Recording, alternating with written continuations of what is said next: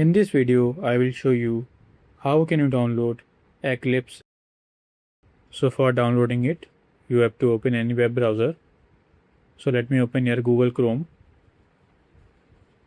So now here on the web browser, search here for the Eclipse IDE download. So now go to this first link, Eclipse downloads. So now scroll here. Now click on this download button.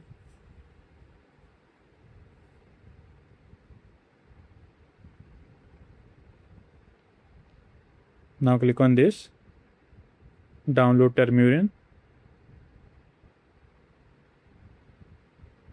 So as you can see here, the downloading has been started.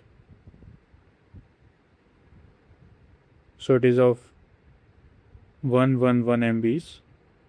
Will take a few seconds to a minute according to your internet speed to download.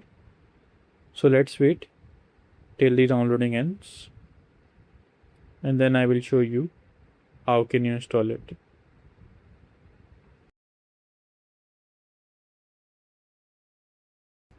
So as you can see here, the Eclipse Temurin is downloaded. So now double click it to launch the installer. Now click on next. Now you have to accept these terms and condition. Then click on next. So I just want to install it on my computer. So now click on next. Again next. Then click on install.